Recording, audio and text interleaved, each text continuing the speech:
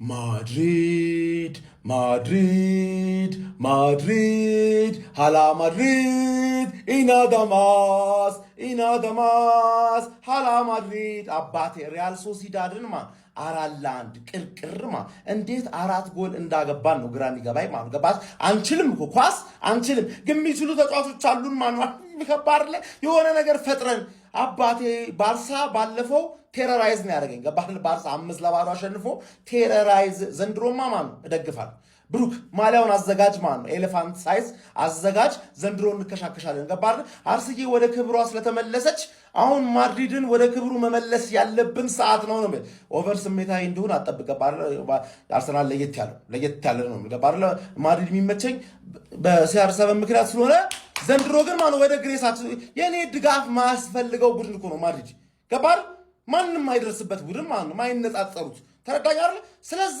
ማን ነው ንግስናችንን ዘንድሮ ላሊጋ ላይ የምናስጠብቅበት መንገድ ልክ እንደ አምና በድዋ ከባር በድዋ ምክንያቱም ሁሉም የላሊጋ ቡድኖችን ማሸነፍ እንችላለን ታንፋቀንም እንዳለፈው ሳምንት ወይ ደግሞ እንደዚህ ተጫውተን ወይ ደግሞ አርዳ ጉላር ብቻ ያለች እኮ አርዳ ጉላር ተጣለች ነው የሚል ገባር ዲፌንሳችን ላይ ዳንፍሪስ ኮናቴ ምናምን ያበዱ ናቸው ኮቶ አለ ለሁሉም ላሊጋ ቡድኖች ይበቃል ኤል ክላሲኮ ብቻ እናሸንፍ ገባር እምባፔ ይሄ የ19 ዓመት ልጅ እንዴት ሁሌ ይገርፋል እንዴ እኛ ላይ ዲክታተር አመንብሽ ዲክታተሩን ካርለ አሳየኔ 19 ዓመት ፍሪክ ለጥልጠው ገባር ለኔ ብሩክን ማን አንተ እኔን ያማል ብሩክን እኮ ነው የምታክሉት ገባር ላፋርገው በእናትህ ኤል ክላሲኮ ካሸነፍን ላሊጋ እንበላለን ሌላው አይችልም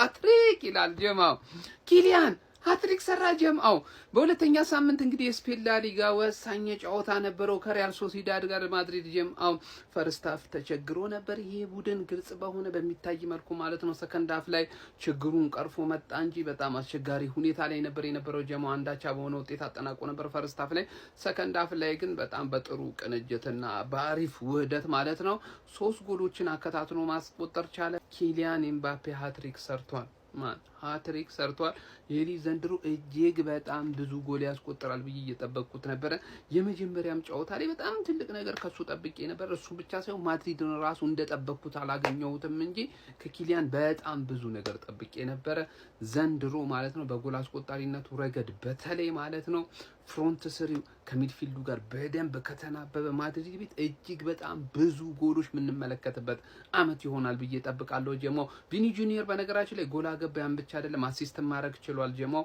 የቪኒን ጎል ደግሞ አሲስት ያደረገለት ቤሊንግሃም ነው እጅግ የራሱን ጥረት ተጠቅሞ ነው አሲስት ማድረግ የቻለለት ለማንኛውም ማድሪድ በማሸነፍ እንግዲህ ተከታታይ ድል ማስመዝገብ ችሏል ይመቻሉ ቢስሚላህ በጣም ደስ ስላለኝ ጨዋታው ሳያልቅ ነው የመጣው ኪሊያን ሃትሪክ የኪሊያን ወዳጆች እስቲ ቪዲዮን ኮፒ ሊንክ ሪፖስት ላይ በማድረግ ጀምሩት ፋሚሊ እኔ አሁን በጣም ከመውደድ የተነሳ ኪሊያንን እሱ ካላስቆጠረ ማድሪድ ያሸነፈ ራሱ እየመሰለኝ አይደል 3 ነው ያስቆጠረው ግን ቪኒሲየስ እና ቤሊንግሃም ትልቅ ክሬዲት ይገባቸዋል ትልቅ ክሬዲት ግን ለሱ ኳስጡት ያዋራታል ኳሷል ኪሊያን ያዋራታል ሶች በሩጫ ካመለጠ ተውት አደርሱበትም ኮንትሮባንድ የጫና አይሱዙ ይበሉት ኮንትሮባንድ የጫኑ አይሱዙ ይበሉት በቃ አቦራው ነው የሚታየው ከኋላ እሱ ካመለጠ ዱዓ ነው የምታደርገው አላህ ያትርፈኝ ብለህ መጸለይ ነው ሁሉም በየገኝ እንዴ ኧረ ቢስሚል አንድም ተጫዋች አሁን በሱ ደረጃ የሚጠራ አንድም ተጫዋች የለም በጣም ፈትኖት ክለቡ በጣም ፈትኖ ነበር ዛሬ በተለይ እስከረፍት በጣም ከብዶ ነበር በጣም ከረፍት በኋላ ግን አረጋጓቸው ምክንያቱም እንደዛ አይነት ወርልድ ክላስ የሆነ ተጫዋች ሲኖር ይቀጣዋል እንዴት እንደሚቀጥ ሶስተኛው አሲስት ግን ቪኒሲየስ የጨረሰበት ሁኔታ ቢስሚላህ ቪኒሲየስም ጎል ሲያስቆጥር አይተቸው አላቸው ወረ ቢስሚላህ ኪሊያን ስላስቆጠረ በጣም ደስ ብሎኛል ጨዋታው አላለቀም ጨዋታው ሲያልቅ በሰፊው መጣ እችላለሁ እንደ ሞዴል ግን ኪሊያን ሃትሪክ ሰርቷል ተመልሷል ባክ በጣም ደስ ብሎኛል ለማንኛውም ይህ ኪሊያን ወዳጆች እስቲ ስለ ሶስታው ጎል የተሰማችሁን ኮሜንት ላይ አስቀምጡ ቪዲዮን ኮፒ ሊንክ ሪፖስት ላይክ ማድረግ እንዳይረሳ hala ማድሪድ ሃትሪክ ምባፔ አሬ ሶዬ ይለያል ማን ምን አይነት ተጫዋች ነው ከአመት አመት በቃ ጎል ማስቆጠር አይሰለቸውማ ሪያል ማድሪድ ሪያል ሶሲዳድን 4-1 በሆነ ሰፊ ውጤት በስፔን ላሊጋ ሁለተኛ ሳምንት ጨዋታ ማሸነፍ ችሎ ነበር ኪሊያን ምባፔ ሃትሪክ ሰርቶ ነበር በዚህ ጨዋታ ላይ የመጀመሪያ አጋማሽ ባቻ ውጤት ነበር የተጠናቀቀው እኔ በዚህ ጨዋታ ላይ በሪያል ማድሪድ በኩል ማለት ነው ሁለቱ ፉል ባኮች አልቫሮ ካሬራ እና ዱንፍሪስ ምንም አልተመቹኝም ነበር ከዛ ውጪ የነበሩት የሪያል ማድሪድ ተጫዋቾች ግን በጣም የተሻሉ ነበሩ ማለት ይቻላል። በመጀመሪያው አጋማሽ ሪያል ማድሪዶች በኪሊያን ምባፔ አማካኝነት 40ኛው ደቂቃ ላይ ጎል አስቆጥረው 1-0 ሲመሩ ነበር። ነገር ግን ሪያል ሶሲዳዶች እዛው እንግዲህ 44ኛው ደቂቃ ላይ በሱቺች አማካኝነት ጎል አስቆጥረው 1-1 ማድረግ ችሎ ነበረ። ሁለተኛው አጋማሽ ላይ ግን ማድሪድ ሌላ ታሪክ ሆኖ ነበር ተቀይሮ የገባው። እሳት ለብሶ እሳት ጎርሶ ማለት ይቻላል። ኪሊያን ምባፔ ሁለት ጎሎችን ማከል ችሎ ነበር። ቪኒ ጁኒየር ደግሞ አንዳን ጎል ማስቆጠር ችሎ ነበር። በዚህ ጨዋታ ላይ ኪሊያን ምባፔ ሃትሪክ ይስራ እንጂ ማለት ነው ያው ማን ኦፍ ዘ ማች ግልጽ ነው እሱን የሚያሸንፈው። ጁድ ቤሊንግሃም ራሱ የነበረው ፐርፎርማንስ ማን ይሄ ልጅ ይለያል። በጣም የሚለይ አቅም ያለው ወጣት ተጫዋች ነው። 2 አሲስት ማድረግ ችሎ ነበር በጨዋታው ላይ። እያንዳንዱ መከላከል ማጥቃትም ላይ የሚሳተፍበት መንገድ በጣም አስደናቂ ነው። ቪኒም ጎልና አሲስት ማድረግ ችሎ ነበረ። ያው በጠበቅነው ልክ ፐርፎርም ባያደርግም ግን በቃ ጎልና አሲስት አስመዝግቦ መውጣት ችሎ ነበረ። ቫልቨርዴ ሌላ ታሪክ ላይ ነበረ። ያተቃል ይከላከል፣ እሱ ደግሞ አይደክመውም ማለት ይቻላል። አሲስትም አድርጎ ነበረ በጨዋታው ላይ። ብቻ የሪያል ማድሪድ ፍሮንት ስሪ ከወገብ በላይ አሪፍ ነበረ ማለት ይቻላል።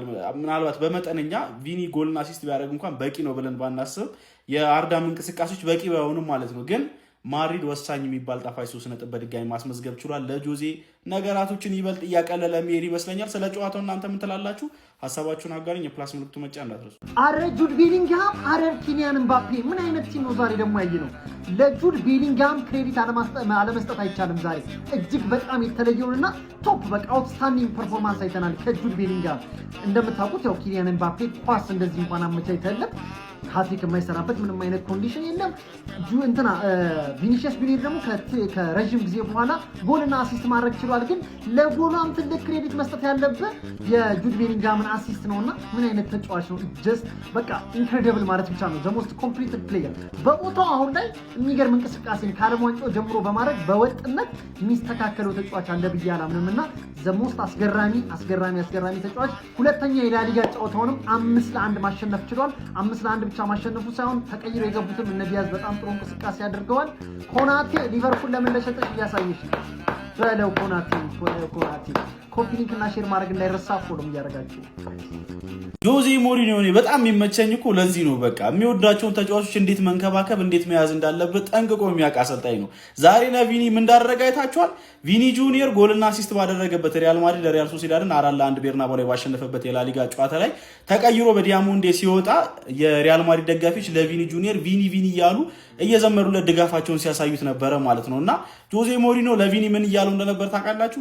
ቪኒ ደጋፊዎቹን ስማቸው ምን እያሉ እንደሆነ እያለ በተደጋጋሚ ሲነግረው ነበረ። እና ይሄ ተጫዋች በሪያል ማድሪድ ቤት እንዲቆይ ቁልፍ ሚና ከተወጡ ሰዎች መካከል አንዱ ጆዜ ሞሪኒዮ እንደሆነ ይታወቃል። በክረምቱ ወደ አርሰናል ሊሄድ ይችላል ተብሎ በስፋት ሲነገር እንደነበረ የሚታወስ ነው። ነገር ግን ጆዜ ሞሪኒዮ በሪያል ማድሪድ አመራሮች መሃል በመግባት እንግዲህ ለእኔ ፕሮጀክት በጣም ጠቃሚና ወሳኝ ተጫዋች ነው፣ ስለዚህ የሚከፈለውን መስዋዕትነት ከፍላችሁ እንድታቆይልኝ ይፈልጋለሁ ብሎ ቪኒን በሪያል ማድሪድ ቤት እንዲቆይ ትልቅ ሚና ከተወጡ ሰዎች መካከል አንዱ እንደሆነ ይታወቃልና ለሱ ከለላ እያረገ ያለበት መንገድ ትሪት እያረገ ያለበት መንገድ በጣም የሚደንቅ ነውና በጸባዩ ላይ መሻሻል ታያላችሁ እያለ ሲናገር ሰምቼው ነበረ። ይሄው በቃ የሆኑ ነገሮችን ለውጦችንም በእነዚህ ሁለት የላሊጋ ጨዋታዎች እየተመለከትኩኝ ያሉት ቪኒ በተወሰነ መልኩ ተረጋግቶ ካልም ሆኖ ነው እያዩት ያሉት ማለት ነው። የሆነ እንደድሮ ለጸባይ አይጋበዝም የሆነ ቱግ ብሎ የሆነ አይነት ግብግብ ውስጥም ሲገባ አትመለከቱትም ማለት ነው። እና አምናለሁ ጆዜ የሆነ ነገር እንደሰሩበት ሜንታሊ ማለት ነው ቪኒ ጁኒየር ላይ ብቻ ተጫዋቹ በደንብ እየተለወጠ እንዳለ የሚያሳይ ይመስለኛል በስነ ምግባር ደረጃ ማለት ነው።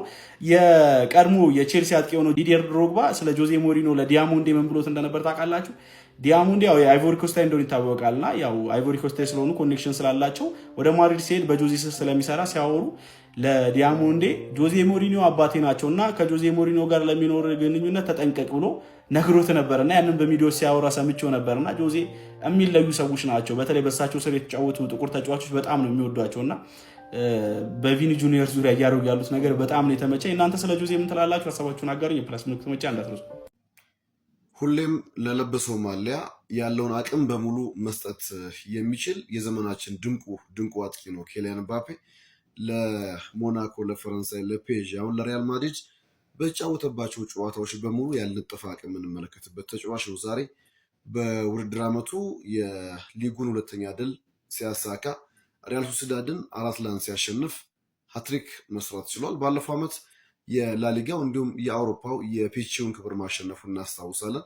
ከፍተኛ ጎል አስቆጣሪ ሆኖ ጨርሷል። ምንም እንኳ ማድሪድ ዋንጫ ሲያሳካ ዓመቱን ቢያጠናቅም ዘንድሮም ከዓለም ዋንጫው በኋላ ለባላንዶር ሽልማት ከሚፋከሩ ጨዋቾች መካከል አንደኛው ነው። በግሌ እሱ ባላንዶር አሸንፎ ማየት የኔ ትልቁ ፍላጎት ነው ያርግለት ነው ማለት። At this point, how do we stop Mbappe? Bro is just showing off for fun.